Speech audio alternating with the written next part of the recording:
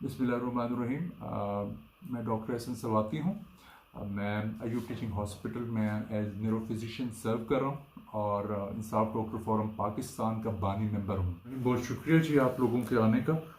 जैसे कि आपने पूछा कि ये है क्या, ये बेसिकली एक ऐसा वायरस है जो कोरोना वायरस है जिसको हम कोविड-19 के नाम से जानते हैं।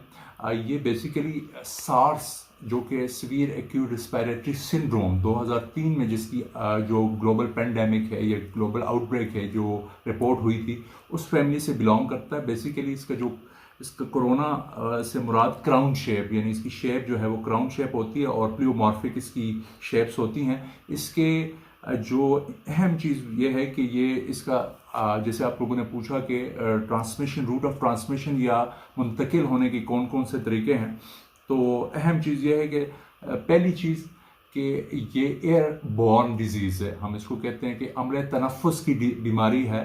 तो एक इंसान से दूसरे इंसान में, ख़ास तौर पे जो हेल्दी इंडिविजुअल है, इन्फेक्टेड इंडिविजुअल से हेल्दी इंडिविजुअल में ये मुंतकिल होती है थ्रू एयर बॉर्न ड्रॉपलेट्स। और हम आम जुबान में ये कह सकते हैं कि अम्ल तनफ़ुस के ज़रिए, रेस्पिरेटरी सिस्टम के ज़रिए, छींकने से, खांसने से, कफिंग से, स्नीजिंग से, इसी तरीके से अगर ये वायरस कहीं मौजूद है, मिसाल के तौर पे हवा के अंदर भी ये वायरस कहते हैं 3 घंटे तक ये सर्वाइव कर सकता है। तो एरोजोल इनहेलेशन के जिस हवा के अंदर कोई नॉर्मल इंडिविजुअल सांस ले रहा है, उसके ज़रिए भी वो हमारे जो रेस्पिरेटरी सिस्टम या निज़ाम तनफ़ुस है उसके अंदर मुंतकिल हो सकता है। कोरोना बाकी वायरल बीमारियों के मुकाबले में थोड़ा ज़्यादा डेंजरस इस वजह से कि इसकी जो इन्फेक्टिविटी है और जो स्प्रेड पोटेंशियल है, यानी फैलने का जो एक पोटेंशियल है वो बहुत ज़्यादा है। यानी मतलब कहने का ये है कि आप ये समझ लें कि ये जो वायरस है ये अगर ग्लास के ऊपर मौजूद होता है या ये वायरस अगर आपकी हवा के अंदर मौजूद है तो ऑटोमेटिकली ट्रांसमिट हो सकता है। अगर आप किसी से हाथ मिलाते हैं या आप किसी से मिलते हैं तो उस तरीके से भी मुंतकिल होता है। तो इसको हम कंटेजियस, एक वर्ड इस्तेमाल होता है कि कांटेक्ट के ज़रिए स्प्रेड होने के चांसेस ज़्यादा होते हैं। ये रिपोर्टेड केसेस जो बाहर के मुल्कों में देखे गए कि कांटेक्ट के ज़रिए, ठीक है, हाथ मिलाने के ज़रिए, और ख़ास तौर पे जिन इन्फेक्टेड लोगों के अंदर ये वायरस मौजूद था वो खांसने और छींकने के ज़रिए ये मुंतकिल हो सकता है। इसीलिए कहते हैं कि तकरीबन जो इन्फेक्टेड मरीज़ है, अगर आप सस्पेक्ट कर रहे हैं या शुभ है आपको उस मरीज़ के अंदर, तो वो कम से कम आप 6 फीट के डिस्टेंस पे जो है वो मौजूद हों, ताकि वो उस वायरस की जो ट्रांसमिशन है वो उसकी मुंतकिली से जो है वो जा सके। इसके अलावा ये कहा जाता है कि ये जो गत्ता है, लकड़ी है, खास लकड़ी वुड है, इस पे तकरीबन ये 1 दिन तक सर्वाइव करता है। और ये जो स्टेनलेस स्टील होती है उसमें तकरीबन ये 3 दिन तक ये सर्वाइव कर सकता है। तो वहाँ से भी अगर आप उसको मतलब वहाँ हाथ लगाएंगे और वही हाथ अपने मुंह या चेहरे पे लगता है तो नाक के रास्ते, नेज़ोफेरिंक्स के रास्ते जो है वो मुंतकिल जो है हो सकता है। और इसका ख़ास तौर पे एक बड़ी इंपॉर्टेंट चीज़ है कि ये इसका जो फेवरेबल एनवायरनमेंट है वो है आपका नाक की एपिथेलियम, नाक के खुलियों के अंदर ये मतलब मल्टीप्लाई करता है। और इसकी जो मल्टीप्लिकेशन का रेट है, जिसको कोलोनाइजेशन भी हम कह सकते हैं, वो बहुत ही तेज़ है दूसरे वायरसेस के मुकाबले में। ये बहुत जल्दी इन्फेक्ट हो जाता है, बंदे को इन्फेक्शन काज कर देता है और फिर ये गले के अंदर, जिसको हम नेज़ोफेरिंक्स कहते हैं, इसके अंदर मल्टीप्लाई करता है इस रेट से, जो रेट आमतौर पर दूसरे वायरसेस के अंदर हमने डिटेक्ट नहीं किया। तो रूट ऑफ ट्रांसमिशन, अहम चीज़ें मैं फिर दोबारा दोहरा देता हूँ कि किसी भी इन्फेक्टेड बंदे से हेल्दी इंडिविजुअल के अंदर खांसी के ज़रिए, स्नीजिंग के ज़रिए, कफिंग के ज़रिए, हाथ मिलाने के ज़रिए, और इसके अलावा किसी भी ऐसे जगह पे इन्फेक्टेड बंदे ने हाथ लगाया हो, ठीक है, वहाँ से भी मुंतकिल हो सकता है। तो आप अवॉइड करें उस इंडिविजुअल से जो खांस रहा हो, छींक रहा हो, या उससे हाथ मिलाने से या उससे गले मिलने से। तो सबसे पहले तो जनाब कोरोना वायरस की जो इलामात हैं उस हवाले से मैं ज़रूर ये जो अहम चीज़ें कुछ हमें मालूम भी है कुछ लोगों को।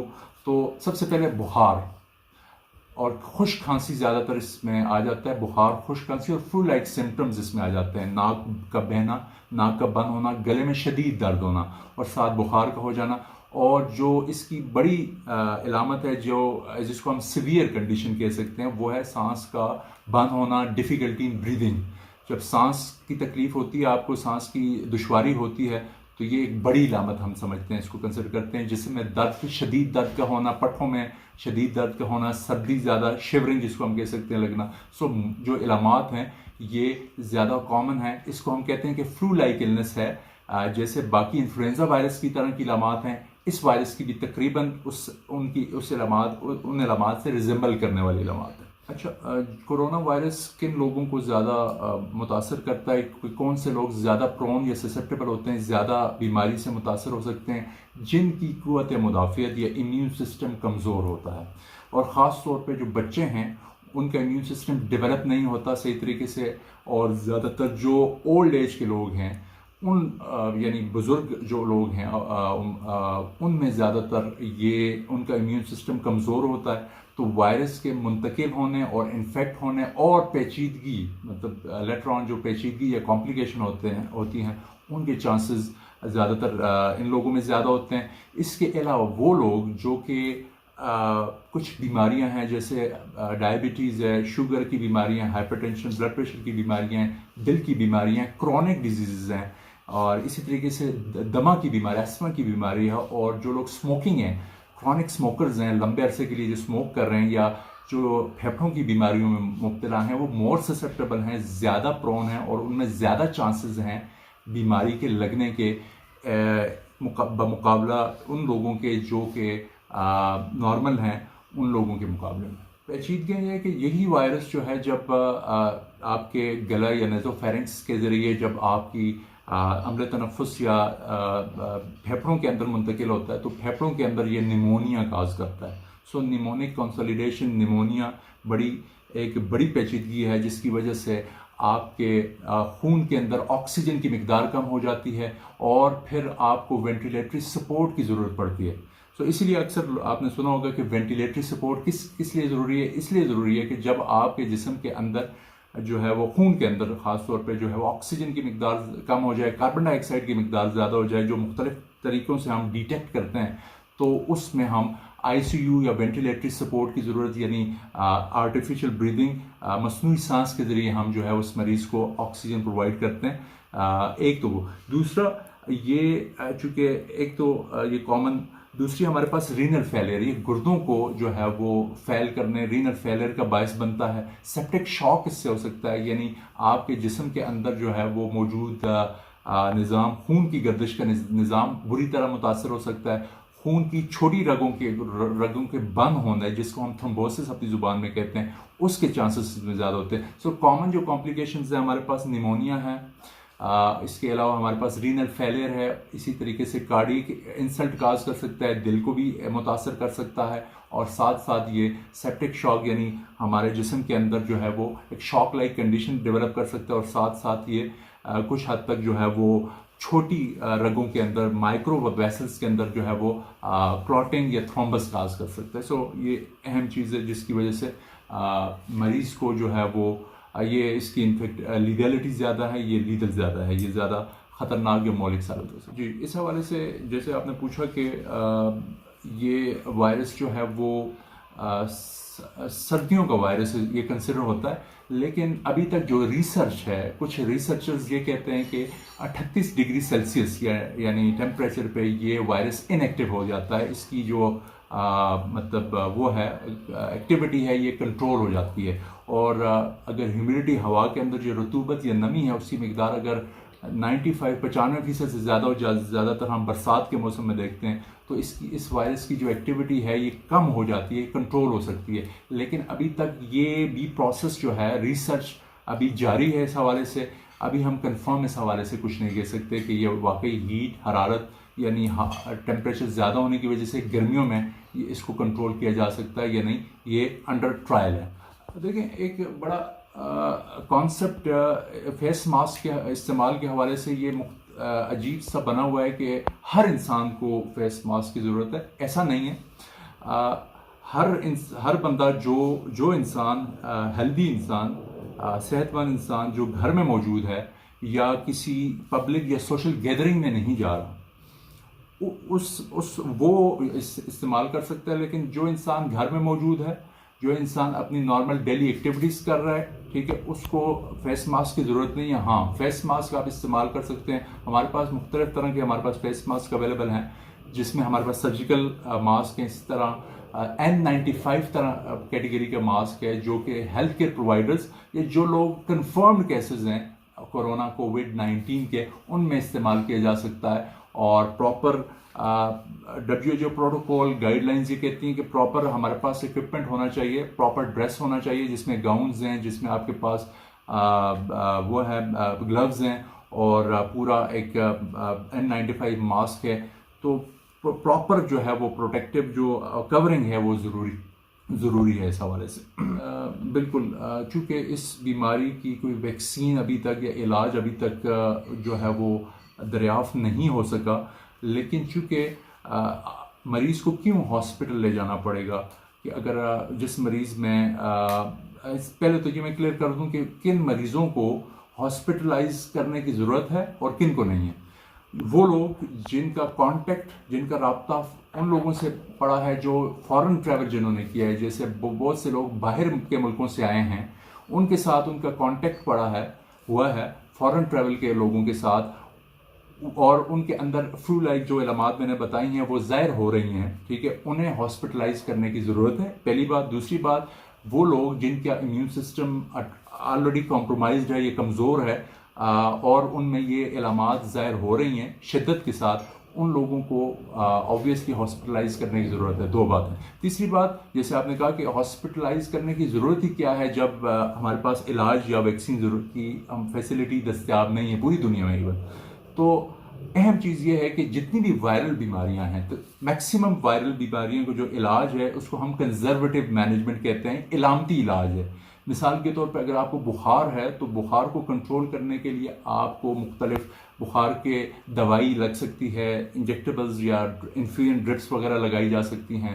इसी तरीके से जिस्म में दर्द को कंट्रोल करने के लिए जो है मुख्तलिफ पेन किलर्स इस्तेमाल किए जा सकते हैं। इसी तरीके से आपका जिस्म के अंदर अगर शॉक लाइक कंडीशन डेवलप हो जाए, उसको कंट्रोल करने के लिए इनोट्रोपिक एजेंट्स इस्तेमाल किए जा सकते हैं। अगर जिस्म के अंदर पानी की कमी है और उसकी वजह से गुर्दे इफेक्ट हो रहे हैं, उसके लिए आपको IV फ्लूइड्स या पानी मुख्तलिफ तरह की पानी यानी कि ड्रिपें जो हैं, जिसको हम कह सकते हैं अपनी ज़ुबान में, वो इस्तेमाल की जा सकती हैं। और इसके अलावा मुख्तलिफ खून के टेस्ट हैं जिनसे हमें पता चल सकता है, यानी मुख्तलिफ खून के टेस्ट हैं जो कि बीमारी की शिद्दत का इंडिकेटर हैं, शिद्दत को ज़ाहिर करने के लिए। तो हॉस्पिटलाइज होने की ज़रूरत इसी वजह से है कि आपकी प्रॉपर जो है स्क्रीनिंग होगी वहाँ पे, और स्क्रीनिंग के हवाले से भी ये अहम चीज़ ये है कि हमारे पास जो है वो, क्योंकि इसकी सीरोलॉजी होती है और साथ साथ हमारे पास इसका एलाइजा और ख़ास तौर पे RT यानी रियल टाइम जो हमारे पास टेस्ट है, रियल टाइम PCR, ये गोल्ड स्टैंडर्ड टेस्ट्स हैं जो अवेलेबल होते हैं।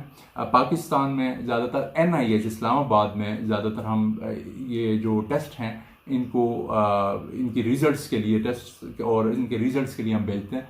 तो ज़रूरत इस अमर की है कि हॉस्पिटलाइज उन मरीज़ों को किया जाए जो पहले से कांटेक्ट हों जिनका, और जिनमें इलामात शिद्दत इख्तियार कर जाएं और जिन्हें सस्पेक्ट हम कर रहे हों कोरोना के हवाले से।